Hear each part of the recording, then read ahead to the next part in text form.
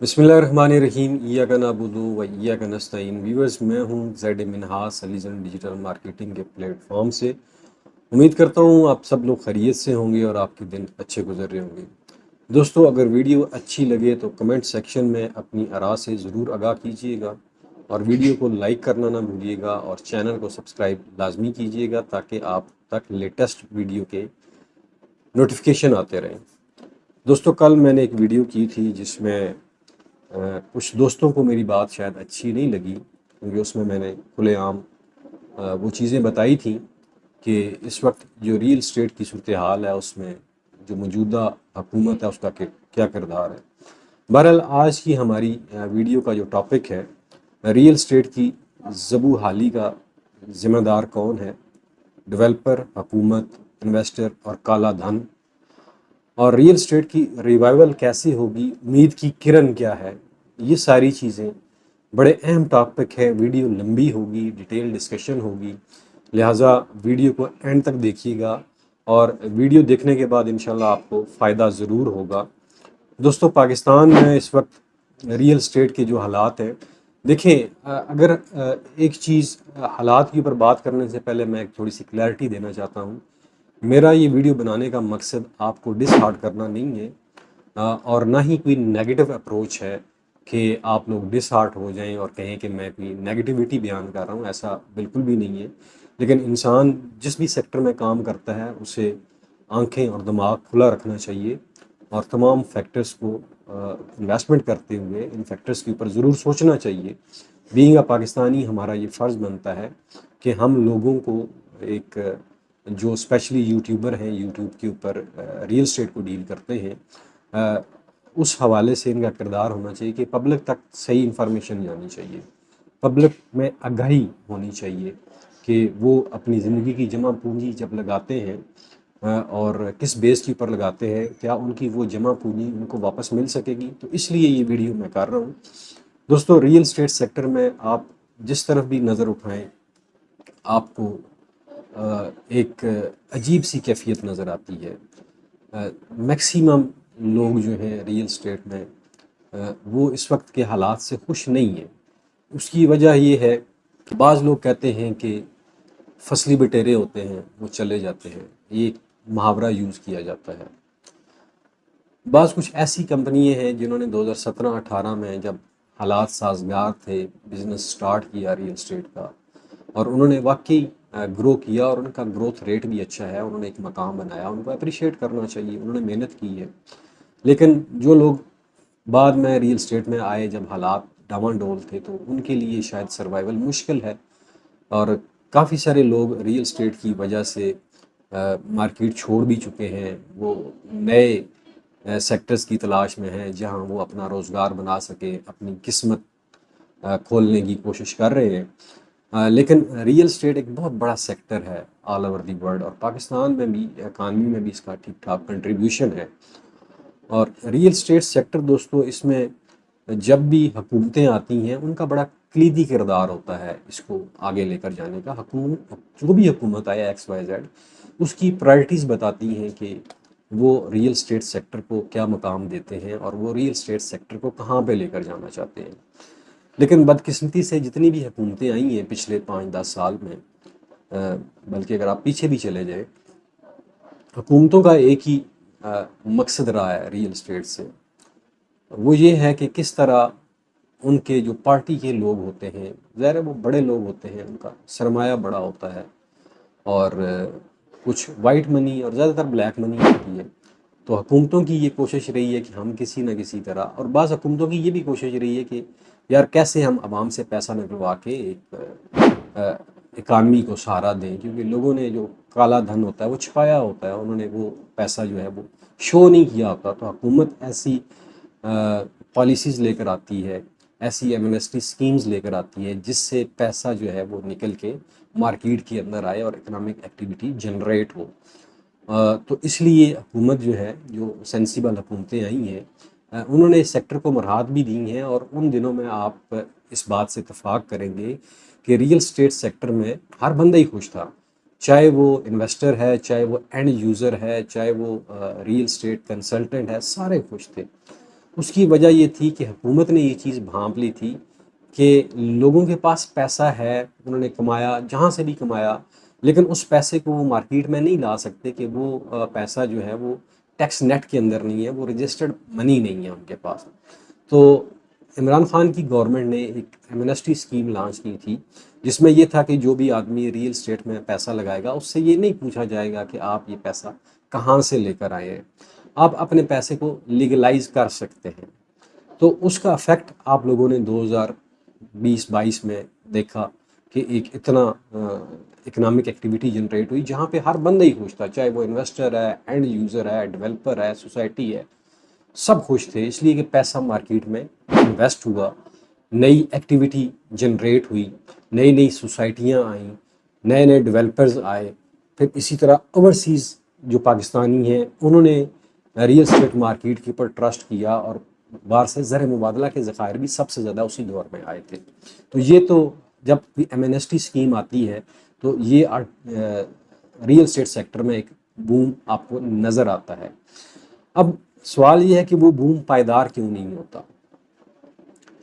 आप जानते हैं कि पाकिस्तान में जितनी भी हुकूमतें रही हैं वो अपने पाँव पे कभी भी नहीं आई, वो किसी न किसी का कंधा लेके आती हैं, हुकूमत बनाती हैं, और जब वो हुकूमत कर रहे होते हैं तो शायद कोशिश भी करते हैं पॉलिसीज़ बनाए, लेकिन जो उनको लाने वाले होते हैं, जब कोई भी हुकूमत एक सही सिमत की तरफ जा रही होती है तो नीचे से उसके कुर्सी खींच ली जाती है, जिसकी वजह से पॉलिसियों का तसलसल नहीं रह पाता, और फिर जो सेक्टर्स होते हैं जिसके ऊपर पॉलिसीज़ बनी होती हैं वो डिसकंटिन्यू हो जाती हैं। जो भी नई हुकूमत आती है वो ज़रा अपनी पॉलिसियाँ लेकर आती है।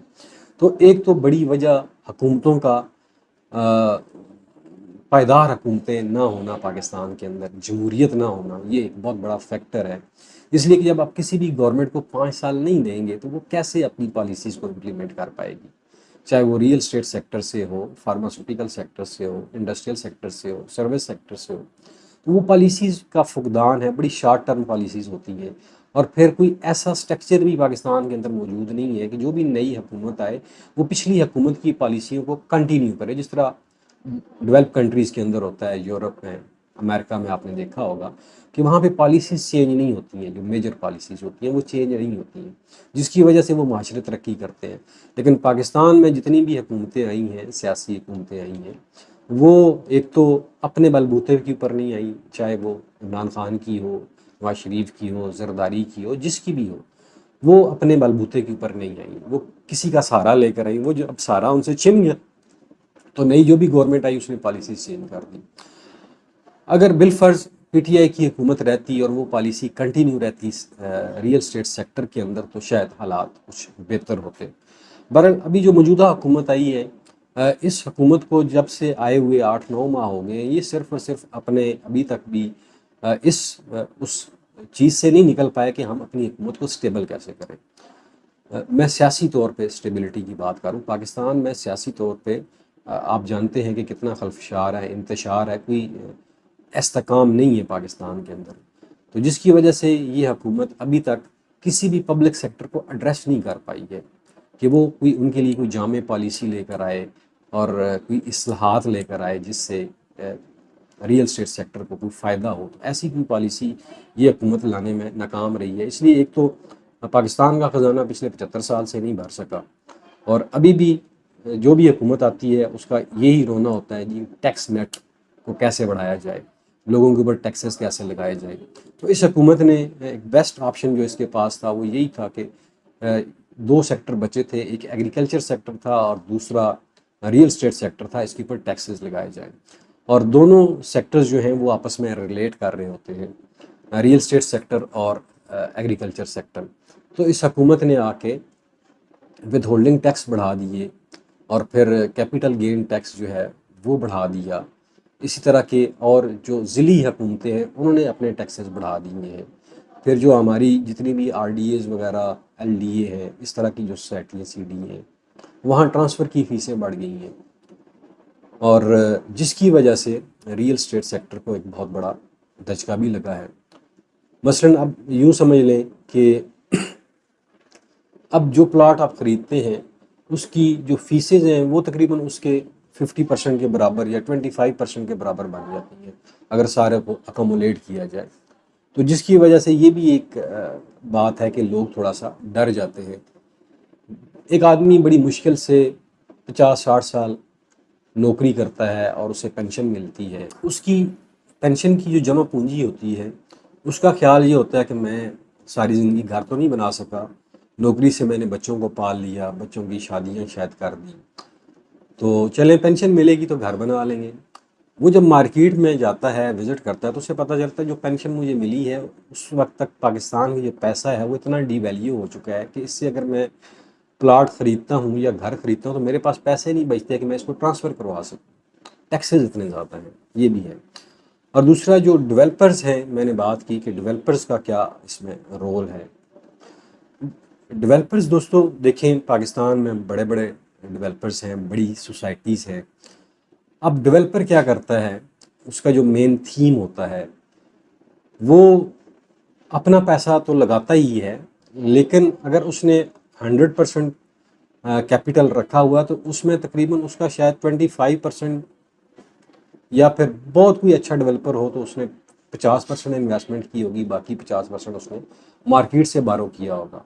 बारो इन अ सेंस के उसने एक जगह ली, उसके ऊपर उसने एनओसी लिया, उसका दावा है कि मेरे पास 25,000 कनाल जगह है, ये उसका एक फ्यूचर प्लान होता है। लेकिन उसके पास जो एनओसी होता है शायद वो 500 कनाल का हो, 300 कनाल का हो या 1000 कनाल का हो, तो उसके ऊपर उसको एनओसी मिल जाता है। फिर उस एनओसी की बेस के ऊपर वो ओवर सेलिंग कर रहा होता है, क्योंकि उससे सरमाया चाहिए होता है। और सरमाया हासिल करने के लिए ये पाकिस्तान में जितने भी डेवलपर हैं उनकी बेस्ट प्रैक्टिस समझी जाती है कि आप ओवर सेलिंग करें, बाद में हम मर्जिंग के ज़रिए इसको रेगुलराइज कर लेंगे। और ये जितनी भी सोसाइटीज़ है, मैं किसी का नाम नहीं लेता हूँ, मेजॉरिटी सोसाइटीज़ ऐसा करती हैं। पूरे पाकिस्तान के अंदर वो आवाम से पैसा इकट्ठा करके फिर उसी पैसे से वो मज़ीद ज़मीन ख़रीदते हैं और उसी पैसे से ज़मीन ख़रीद के वो अपना टारगेट अचीव करते हैं और फिर डेवलपमेंट भी उसी पैसे से करते हैं।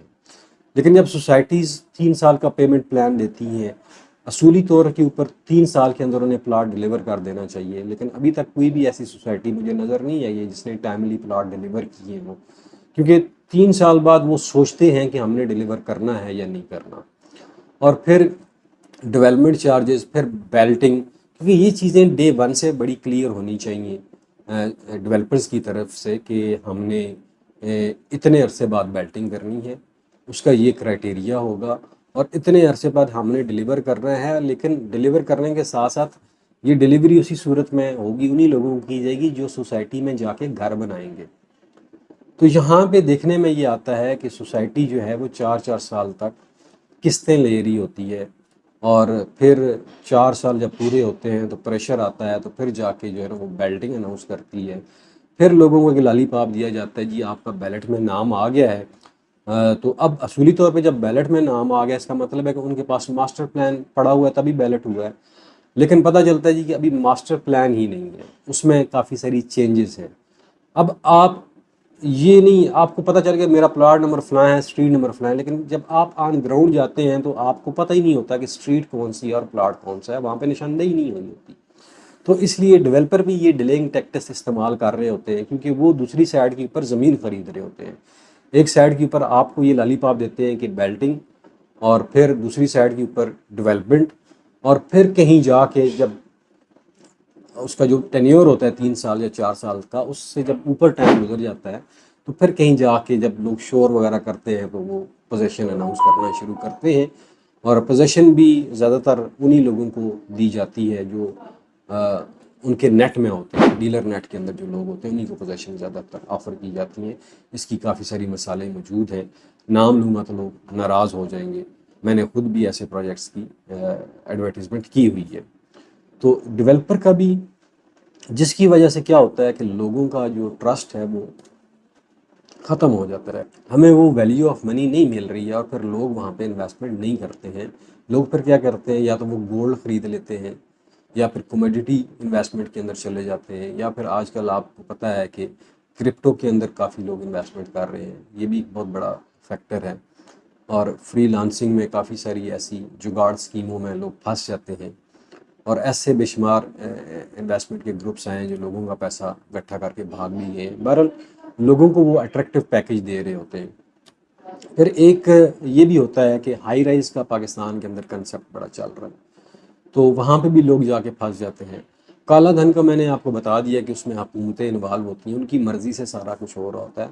और जब वो काला धन वाइट हो चुका होता है तो वो फिर जो इन्वेस्टर्स होते हैं वो वहाँ से पैसा निकाल लेते हैं। वो पैसा निकाल के क्या करते हैं, अब वो पैसा उनका लीगल हो चुका है तो वो फिर किसी ना किसी तरह उस पैसे को कोशिश करते हैं कि वो बैरूनी मुल्क में मुंतकिल कर दे। ऑफशोर कंपनीज बना लेते हैं, वहाँ पे जाके वो अपना पैसा रख लेते हैं। और ऑफशोर कंपनीज में आपको पता है कि प्रॉफिट मार्जिन बहुत ज़्यादा होता है। तो ये एक बड़ी बदकिस्मती है पाकिस्तान की। अब अगर हम रिवाइवल की बात कर लें, उम्मीद की किरण की बात कर लें, तो रियल स्टेट में जो सबसे बड़ी होप है या रिवाइवल है रियल स्टेट का, वो आप लोग हैं। ये आप लोगों ने ही रिवाइव करना है। ये आप लोगों का मुल्क है, आप लोगों का वतन है, आपने यहीं पे रहना है। मैं हर वीडियो में कहता हूँ कि देखें, हर आदमी बाहर नहीं जा सकता। पासपोर्ट ऑफिस में चले जाएं, वहाँ लोगों की लाइनें लगी हैं पासपोर्ट हासिल करने के लिए, और वो ये सोच के बैठे हैं बाहर जाएंगे तो हमारे लिए जो है ना वो फूलों की सेज होगी, और वहाँ जो पैसे हैं वो दरख्तों के साथ लगते हैं, और हम वहाँ से जो है ना पैसे ट्रकों में भर के अपने मुल्क भेजेंगे, अपने प्यारों को भेजेंगे। ऐसा नहीं है दोस्तों। पाकिस्तान से बाहर हालात इससे ज़्यादा टफ हैं। अगर जितनी मेहनत आप पाकिस्तान से बाहर जाके करने का आप इरादा है तो वही मेहनत पाकिस्तान के अंदर कर लें। क्या ये रियल स्टेट हमेशा से ज़बू हाली का शिकार रहेगा? नहीं।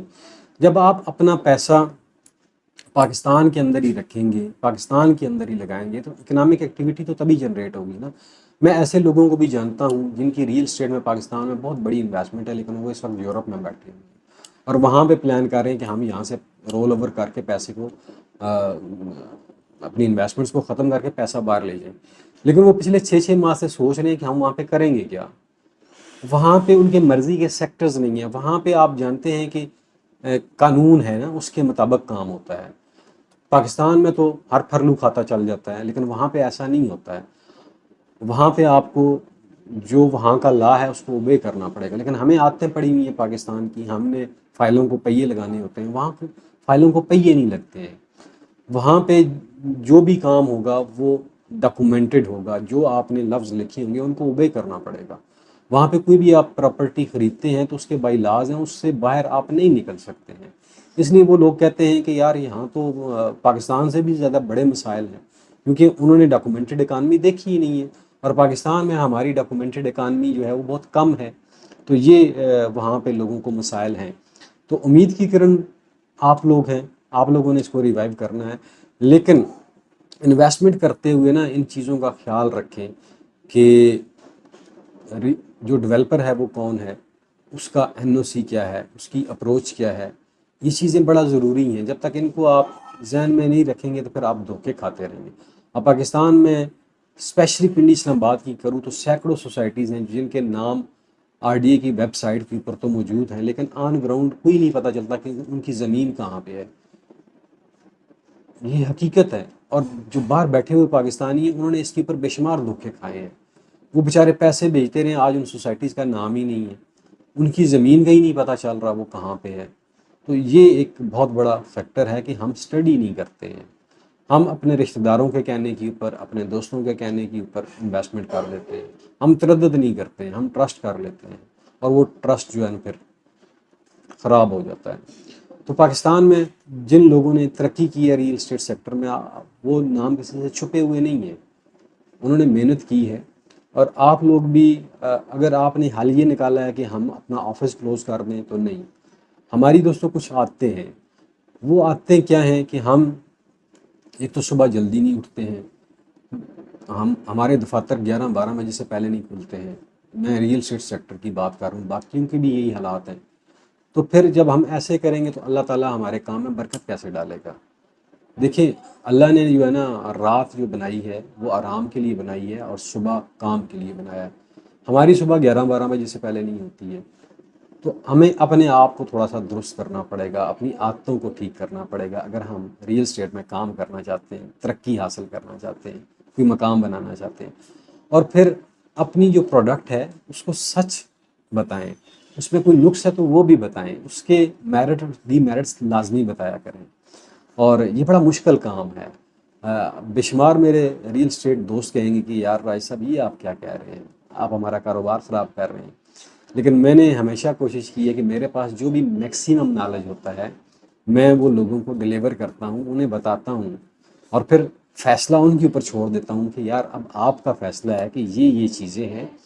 और फिर जो भी मेरे पास कोई ऐसा क्लाइंट आता है जो कहता है जी मैं तो 6 महीने या साल की रियल एस्टेट में इन्वेस्टमेंट करना चाहता हूँ, तो मेरे पास उसके लिए कोई ऐसा ऑप्शन नहीं होता। कुछ ऐसे ऑप्शंस होते हैं वो बड़े एक्सपेंसिव होते हैं, वो अफोर्ड नहीं कर पाते। तो ये सारी सूरत हाल है दोस्तों। वीडियो 20 मिनट से ऊपर की हो गई है, उम्मीद करता हूँ आपको पसंद आएगी। आखिर में अपना और अपने प्यारों का ख्याल रखिएगा। मुझे दीजिए इजाज़त। पाकिस्तान पाइंदाबाद।